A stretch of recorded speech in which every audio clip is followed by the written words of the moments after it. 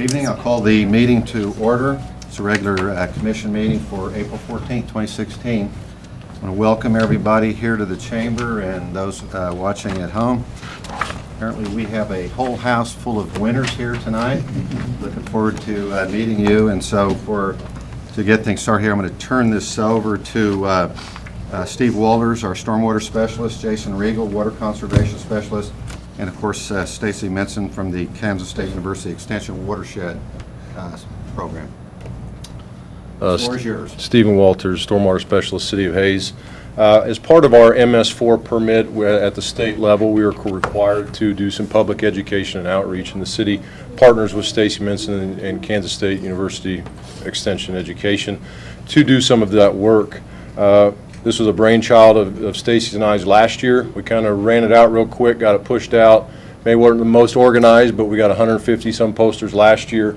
This year we were a little bit more organized, got it rolled out there. Some teachers were able to put it into their curriculum, and we actually got 255 entries this year, a 60% increase.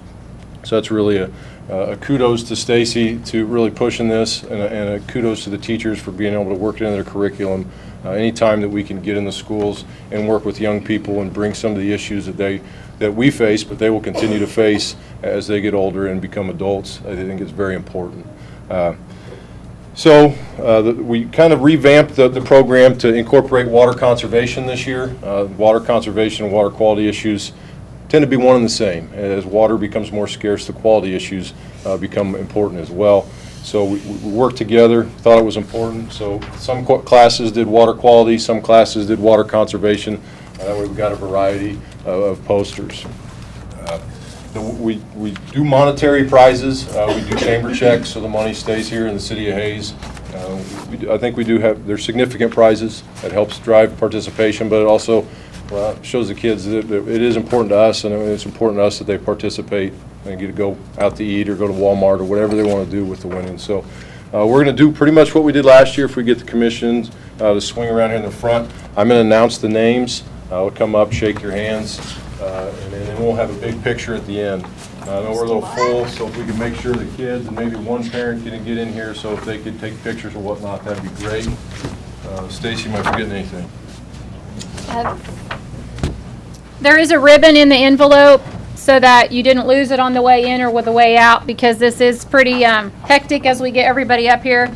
And then, as Stephen said, the money is Hayes Chamber check, so it will stay in the Hayes community.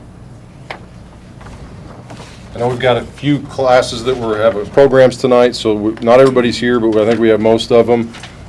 Pre-K, we had two entries, Lily Dickman and Emma Dickman, first and second. They're not here with us tonight. Kindergarten, we did not have any entries. First grade, were no entries. Second graders, could we get the second graders up there? Maybe not. First, there's one. First place is Delia Dixon.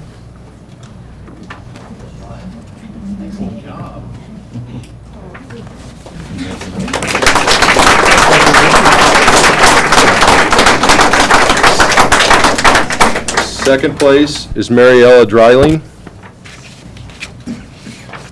Third place, Dawson Reuter. You're right. You're right.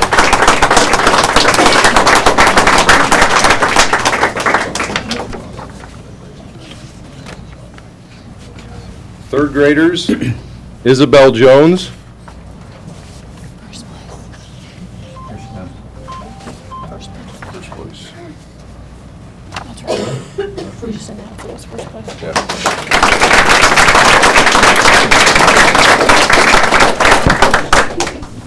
Second place, Reagan Bates.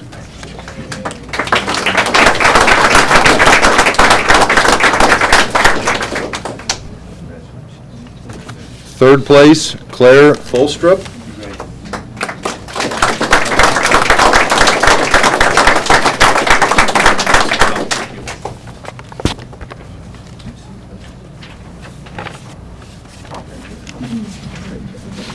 Fourth graders, first place, Braylon Albers.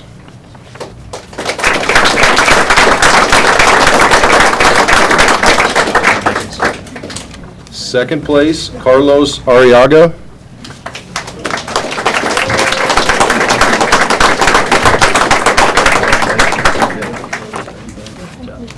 Third place, Joanna Mendoza.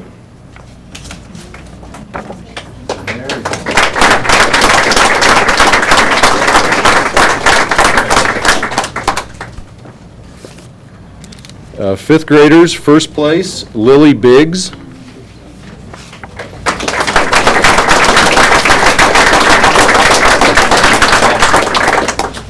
Second place, Chase Whitman.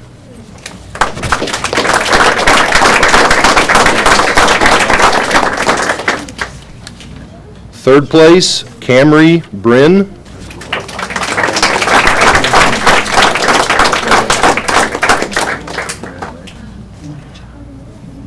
Sixth graders, first place, Jaron Kanak.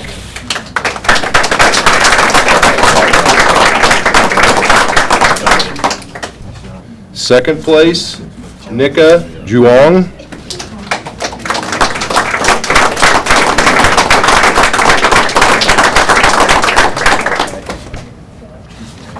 Third place, Jalen Wells.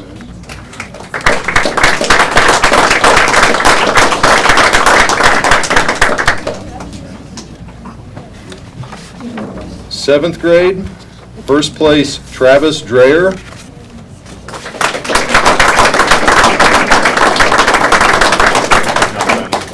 Good job. Second place, Callista Isbell.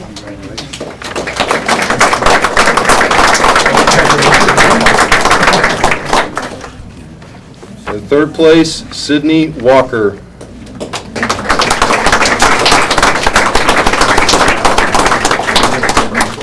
We didn't have any eighth graders. One of the new things we instituted was to have an overall first place People's Choice for middle schoolers. If you guys would just I think your name's probably been called, but if you could stand and wave, that'd be great, just so they recognize who got those. First place was Jaron Kanak.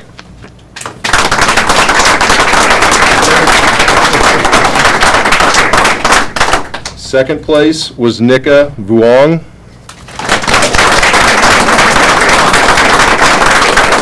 And third place was Sydney Walker.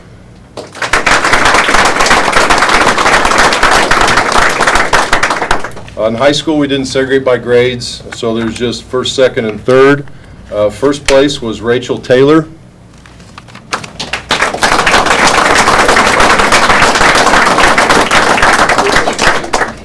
Rachel, if you don't want that poster. Second place was Courtney Molliker.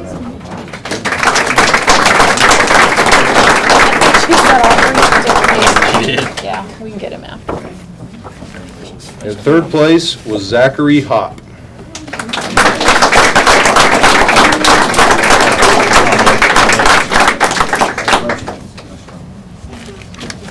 Okay, that's everybody. So we appreciate all the parents coming out. If we could get all the kids back up front, we'll take a big picture with all the commissioners and whatnot. John, come on in here. The one thing to keep in mind is I hope that parents, as the students were doing this and/or during the classroom, that parents learn some things as well. When we looked at some of the posters judging, having to pick out of 255 posters and narrow in each grade to the top 3 sometimes is a bit challenging. So parents, teachers, for incorporating this into the classroom, and especially to the kids, thank you for participating. And in future years, even if your teacher doesn't do it, when you find out we're doing it, you're still eligible to participate. It doesn't have to be part of a class.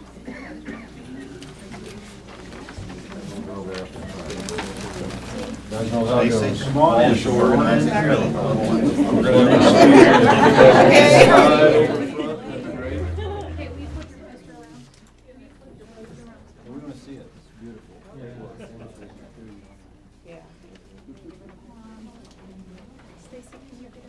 I think we're going to have to get them kind of scrunched in here. Come on in. Don't be shy. Jason, is Jason in here? Jason probably needs to be in here too. Guys are gonna have to get tight and act like you really like each other, or like you're really cool. Kids want to be on the commission? Got an empty seat tonight.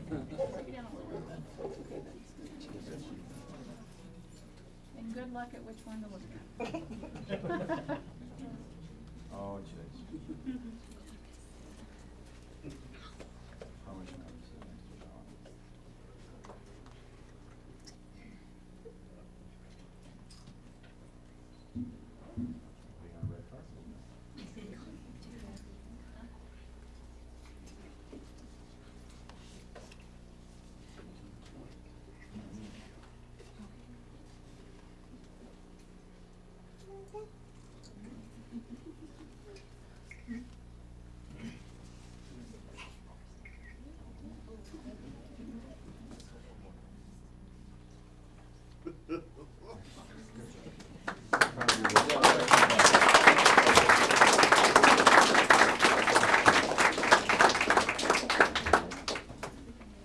You don't have to stay for the meeting. The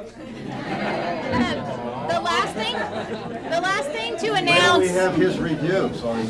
Sorry. The last thing to announce is each student that won first place also receives a party for their class. So I will be in touch with the teacher for the teacher to determine what they want to do for their class party.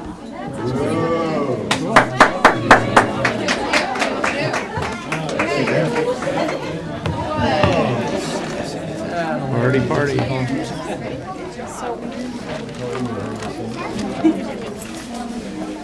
you next on the screen?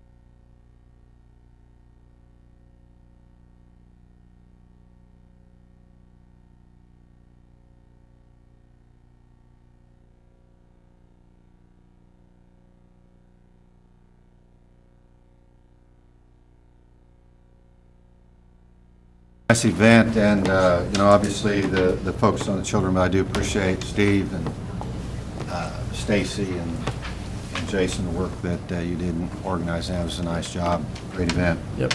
Move on to the next item on the agenda, which is the consider approval of the minutes from our March 24th meeting. Does any commissioner have any corrections or comments? If not, we will consider them approved as written and move on now to number 4, the citizens' comments. Any member of the audience that would like to address the commission on a non-agenda item, you may come forward and state your name for the record. Seeing none, we'll move on to the consent agenda.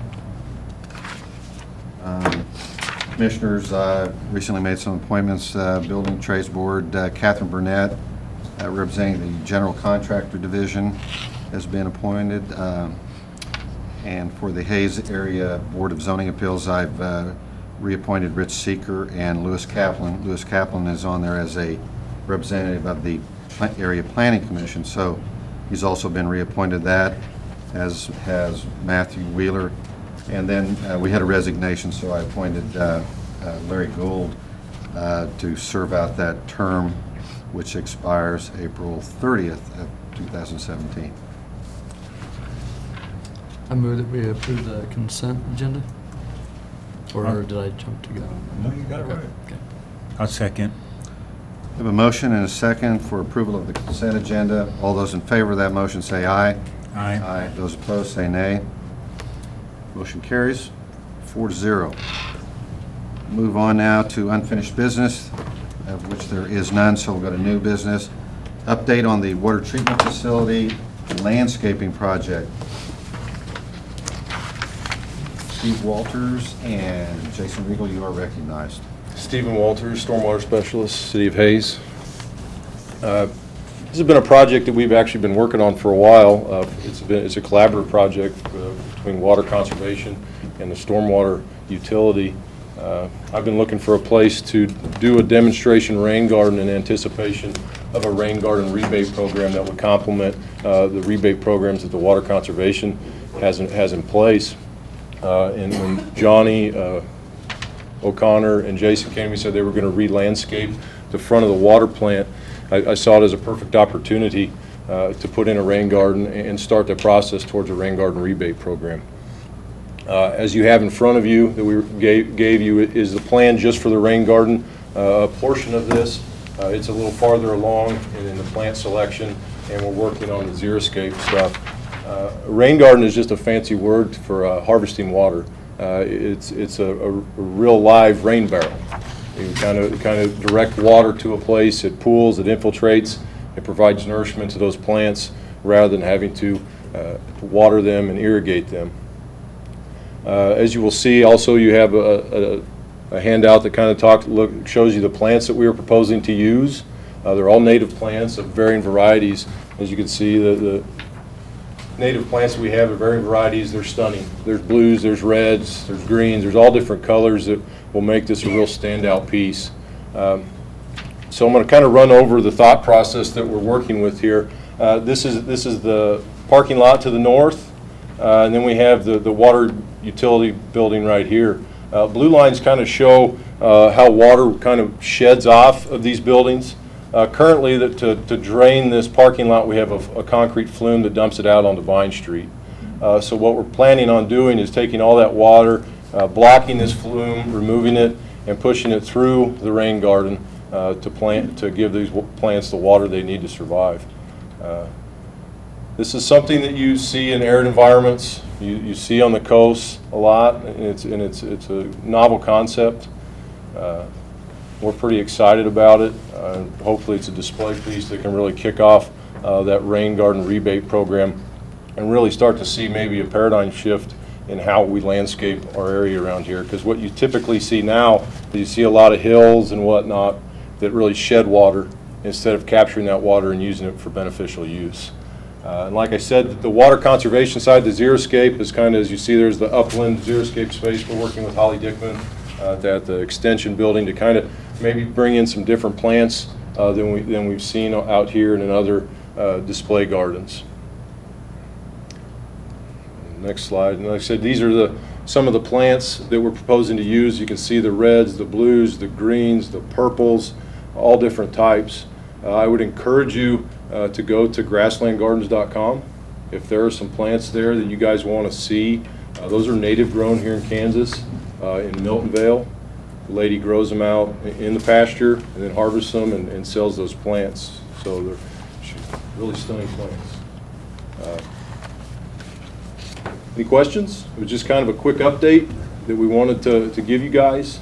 Because I know Toby said that some of the stuff when you guys were in Albuquerque piqued your interest on how they really harvest water to irrigate their landscapes. We saw a nice presentation on that, getting away from the curb and guttering type approach and actually instead of getting that water out, it was actually capturing. So that's a real good start on that. Appreciate you coming up with that idea.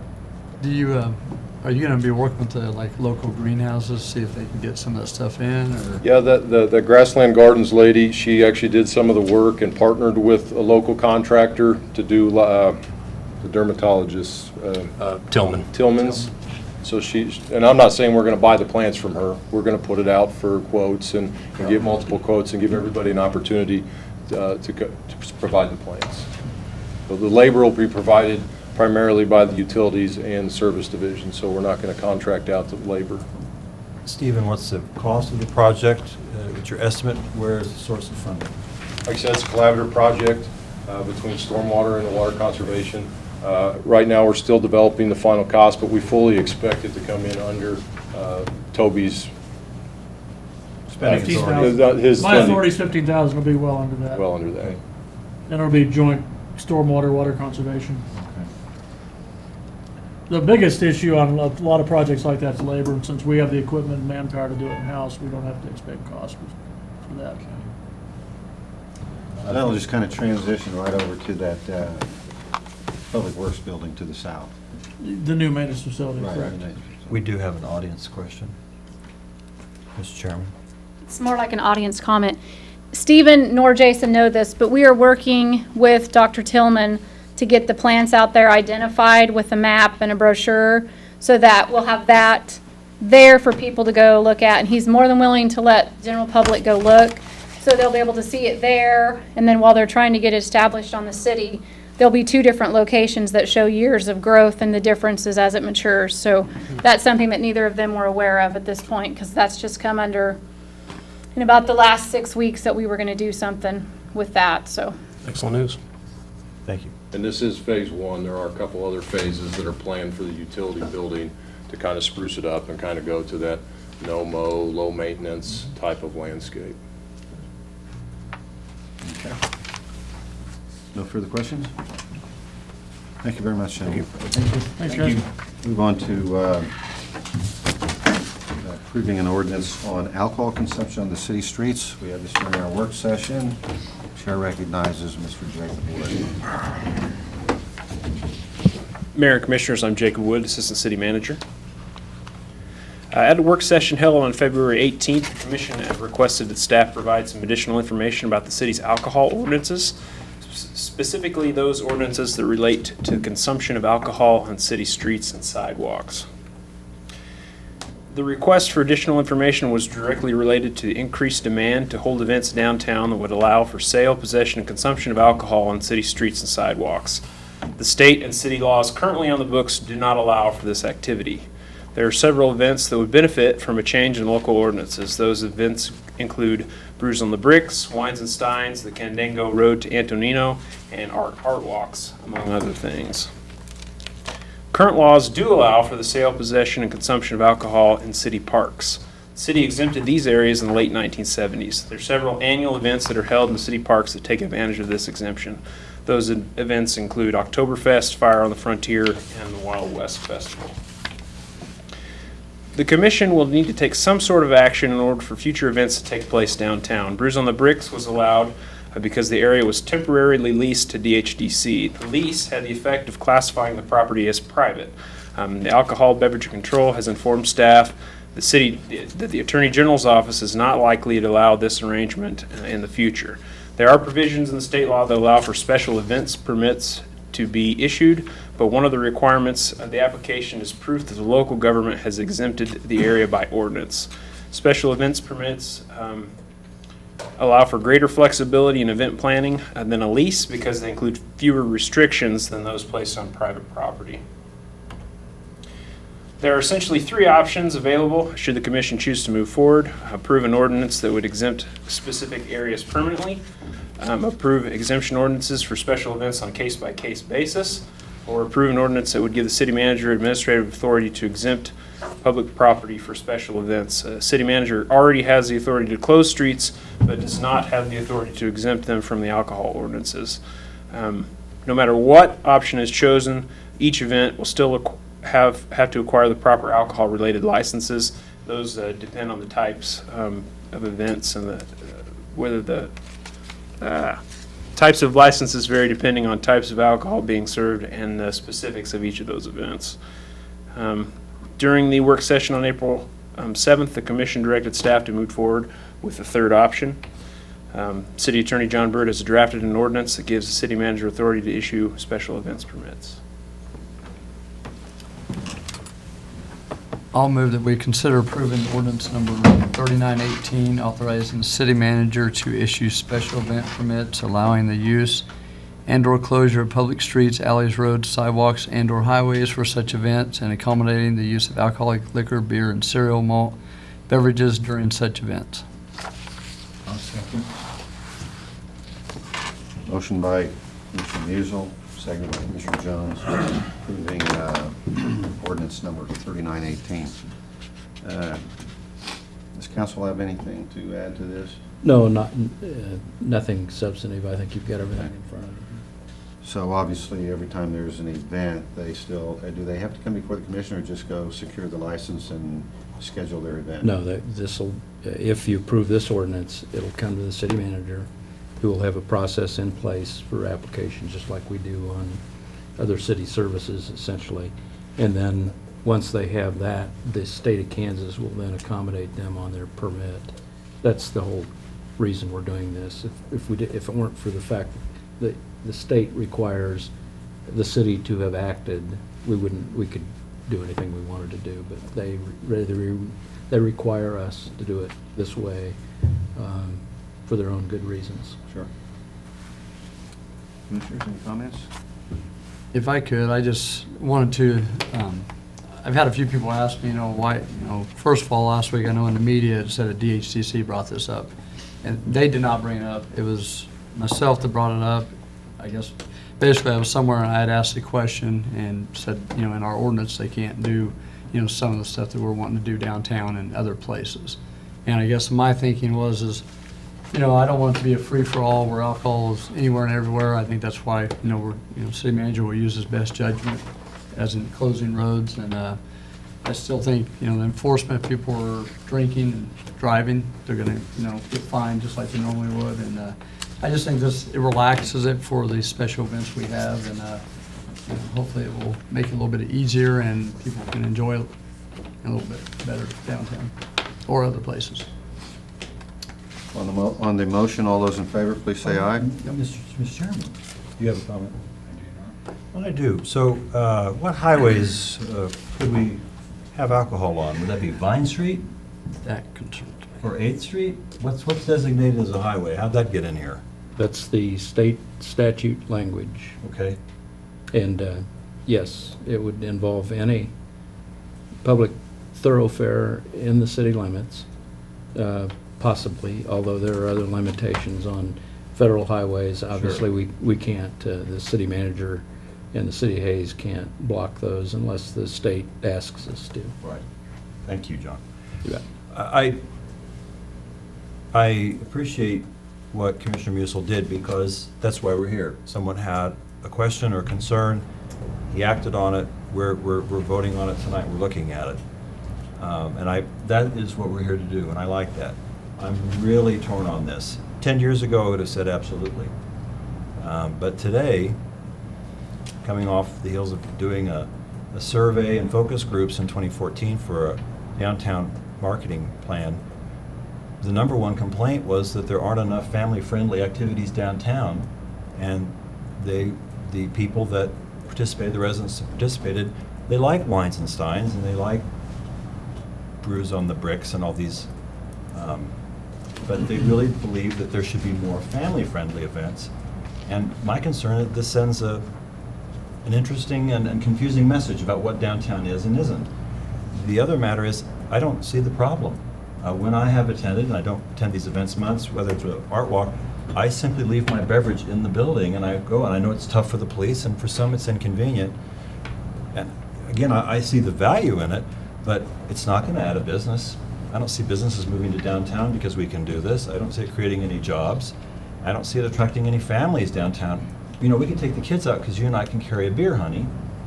Well, I don't see that happening. So while I do support it, I'm really torn about whether or not this is a necessary thing right now. I don't see it critical to the downtown development. It does help the organization raise money. I think it has value, and I think it would be helpful to art walks. But I don't know how I'm going to vote on it. If I could, in this last event they had down there, and I agree with Los, if you're saying there, is I actually, when I walked outside the fence where, you could drink beer, talked to some of the business owners. And some of the business owners, their biggest thing is they wish it was, right on Main Street so people would, be right in front of their businesses. And I'm not saying they all are saying that. I talked to like 3 or 4 of them, and they all said the same thing, and I guess that's kind of my reasoning behind that part. I guess my thing, if it hurts the business, I would never be for it. I guess I would hope it would help the business, but, I can't guarantee that. I know, we don't. No. Thank you, Mr. Chairman. I do agree with you on the family-friendly. There needs to be more family-friendly stuff downtown and not just, especially where you guys take public money. There has not been an event geared towards families other than yeah, that I can remember. So I would make that a challenge to DHDC to make more family-friendly things. 'Cause I'm not a drinker, but I did hear about the Brews on the Bricks and seen Facebook pictures. And that kind of swung me on this because honestly, I was actually kind of against it. But then the Brews on the Bricks, I seen how many people came into town, spent money, got hotels, and that event more so than the art walks or the, you know, if you're at an art walk and you can't set your drink down or finish your drink before you leave, you know, I don't think we need a city ordinance to help that problem out. But if it's gonna help bring in events like Brews on the Bricks, then I would go for it. Other than that, I do agree with you on the family friendly. We do need to get more of that. Well, Commissioner Jones, you know, me being a father of 3 kids, I would absolutely agree. I mean, actually, my kids and I come down here quite often on weekends, whether we're riding bikes, whatever we do. And if we could do more family-friendly activities, I'd be absolutely for that. And I think there was some, you know, they had some activities down there outside of the Brews on the Bricks, and they invited families down there. And I know during the day there was, you know, kids down there and families. So, but I agree, there should be more family activities down there. All in favor of the motion, please say aye. I Those opposed, nay. Motion carries 4-0. Next item is up for review is the purchase of a front-end loader. Consider accepting the bid from Sellers Equipment. Chair recognizes Mr. Sund. Thank you. My name is Greg Sund. I'm the Director of Public Works. We recently went out to bid for a new front-end loader for the Service Division for Public Works. We opened those bids on March 15th and received 5 responsive bids. The low bid came from Sellers Equipment of Salina for a Doosan DL 220-5 loader. Came in substantially lower than the amount planned. Last week, a question came up regarding how we set the budget, and for this year, it was really much more difficult than in some of the past years because diesel engines are going through some EPA mandated changes, and the Tier 4 engines, which had to come out this year, were projected by all of the major equipment suppliers to be considerably more expensive than the Tier 3. Now that we've bid it, we've learned that probably wasn't the case. But when we were planning the budget, we think that we appropriately named it or listed a number based on what we thought from the best information we had at the time these things would cost. And obviously, the bids we received showed that not to be true. Also, with the loader, a question was raised on how many hours are on the machine. We checked the other day, and there's 13,883 hours on that machine.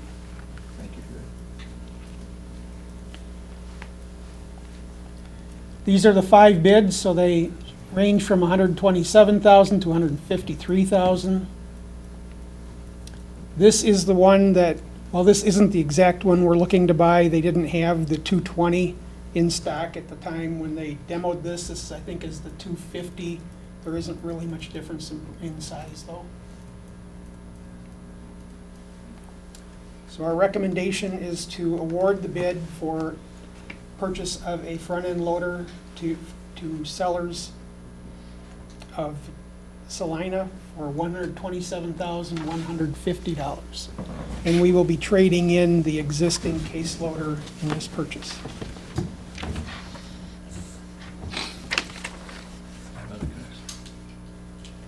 Any questions, comments? I'll make a motion accepting the bid from Sellers Equipment for the purchase of a front-end loader for Public Works Service Division to be funded out of new equipment reserve. Second. Moved and seconded to approve the purchase of front-end loader from Sellers Equipment out of Salina. Anybody have any further comments or questions on that? Mr. Sund, what's the warranty on a Doosan?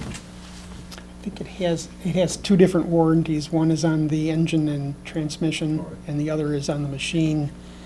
I think it's don't have the agenda with me. I think we listed in there how much it was for each of the components. And what is a dozen? Where is a dozen made? I'm not sure. I think it's part of a company out of, I think out of England. Okay. That's what everyone told us anyway. Good. No further questions? All in favor of the motion, say aye. Aye. Aye. Those opposed, say nay. Motion carries 4-0. Next item is the purchase of a backhoe. Consider approving a bid from Sellers Equipment once again for a backhoe for the Public Service Department. Chair recognizes Mr. Sen. In this case, we are looking to replace a 1997 Case 580 SL backhoe. However, the difference in this case is we're planning to keep the old backhoe. At present, we have two different work groups within the service division that are headed by two different foremen. If we have two backhoes, they can be working on separate projects at the same time. Also, the Parks Department doesn't have a backhoe, so when they need one to dig graves or do various work that they have to, we would have the ability for them to use one of them and have service also be performing work at the same time.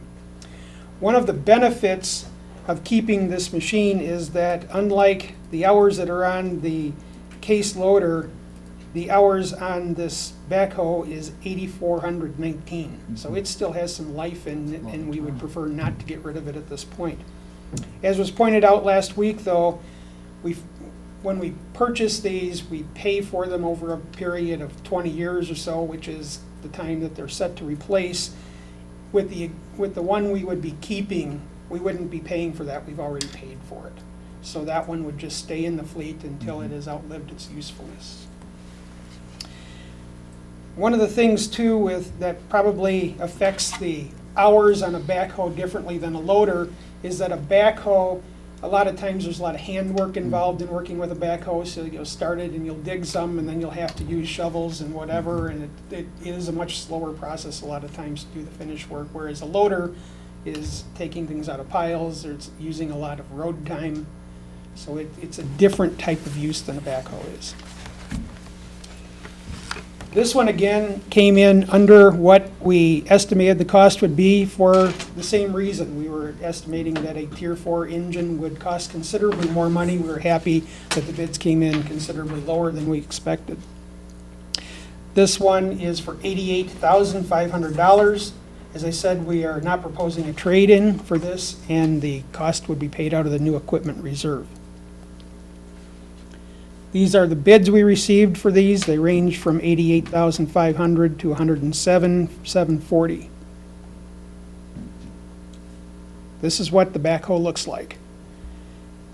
And JCB is one that maybe we aren't as familiar with in this area, but it is widely used across the world, so it's not a new brand or anything else.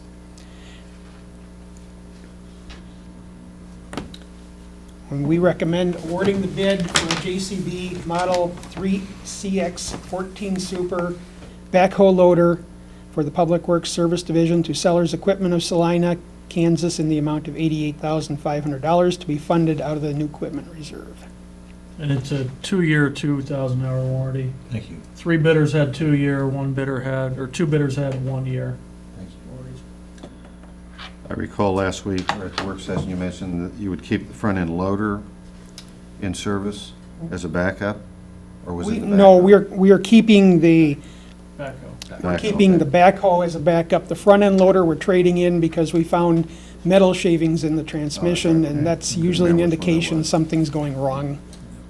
Maybe. May not be, but you have to do a cost benefit of how far you want to dig into it in order to find out what its value is. Do you do oil samples on all your equipment, or? Yes. And how often do you do that? I'm not sure how often the shop does those. It's whenever it's serviced. They're on some sort of schedule for it? Yes. That helps a lot, to make sure the machinery is maintained properly. I'll make a motion to approve a bid from Sellers Equipment for a backhoe for the Public Works Service Division to be funded out of the new equipment reserve for the amount of $88,500. Second. Motion and a second. On purchase of the backhoe from Sellers Equipment. I do have one more Sure. question. Thank you. You said we pay for our equipment over a 20-year period. You mean that we set aside money? We don't finance these, we set No, aside money? We pull money out of the new equipment reserve and then through the budgetary process, put 1/20th of the cost, which is based on the cost that we pay for the machinery plus a 2% inflator every year. Every year, oh, sorry, go ahead. No, go ahead. Well, every year in the budget, there is a transfer from the general fund and then also the utility funds that actually have vehicles, rolling stock, to new equipment reserve. And that's what that is. We have a vehicle and equipment replacement schedule. So if we buy a police car and we estimate that it's gonna last 10 years and it's gonna cost $30,000 to replace, we'll set aside $3,000 a year, over a period of 10 years, so we have enough money to pay cash when it comes. So these have already been depreciated and the money's been set aside for them. Those are the words I was looking for. That's what I thought, I just wanted to clarify that we weren't Yeah, I- Paying 20 years Okay. on it. Probably traded it off by then.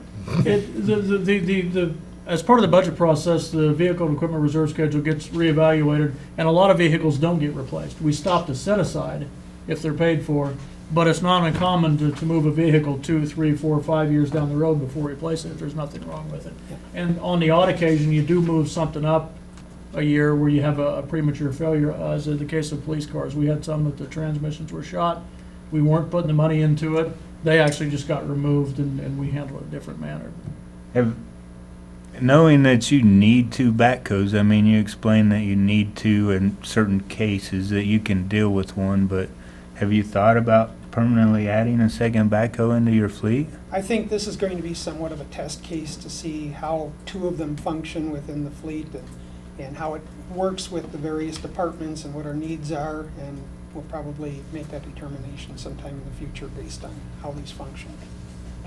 I would rather wait.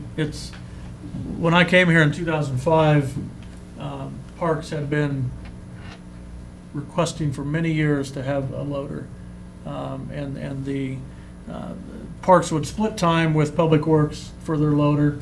And then if push come to shove, they would borrow the airport's loader. And our response for years had been, you need to schedule better, you need to schedule better. And we just kept pushing them to do that until we reached the point where really work wasn't getting done because there wasn't enough hours the loader was available to share, and we couldn't have the airport loader utilized in the city for, majority of its time because it was paid for partially by an FAA grant. So only after that, we authorized, and that was, I think, 2008 or 9, a loader for the Parks Department. And so Greg is right, this would be a good test case, see how busy we keep two loaders before we just say we would like to have two in the fleet. Yeah, there is considerably less hours, like you pointed out on that, than there is the loader, so I would assume you use a loader almost twice as much as you do the backhoe, but And a loader keeps running more often. As I said, while you're using a backhoe, there's times when you quit digging and you have to do some handwork, and there's no sense keeping it running and Yeah. driving up the hours, you just turn it off. thank you. No further questions. All in favor of the motion, say aye. Aye. Opposed, say nay. Motion carries 4-0. Next item, report of the city manager. Nothing to report? Commissioner Jones? Well, it looks like El Nino, we might catch the tail end of it and get that rain they've been calling for all This is winter the long. last- But this is about the end of that Last hurrah. 6-week period they were talking about, so. And I am looking forward to the Pack the Parks and Fort Hays baseball this weekend. I hope they have a good turnout for that, Weather permitting. weather permitting.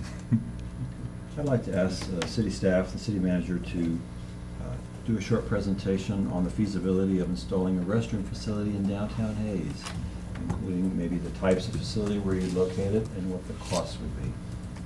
Thank you. Any time frame request, would you? Whenever it's convenient. Okay. I know you have a lot going on. I would just like to congratulate once again all the poster winners. And I thought something was interesting is 3rd, 4th, and 5th grade had the most entries. And the last 2 years, we've been going into the 4th grade. And I think it's really hit home to those kids. And I think it's a really neat thing that everybody's doing. So hopefully we can keep that up. Thank you. Well, last night, it was a great event here in Hayes. We were, I think, privileged community to have 3 representatives of the Apollo 13 mission here at Beach Smith Performing Arts Center. Packed house. I don't think there was an empty seat in the facility. And this is really was a special event because the 3 representatives there, the 2 astronauts and the ground person, pretty much were pioneers in the space industry going back to 1959. So it was a great format, the way they did their presentation, and I did grab a couple of extra programs if anybody wants to look at one of those. Is there any, I didn't hear anything about an executive session. If not, this meeting is adjourned. Thank you. Thank you.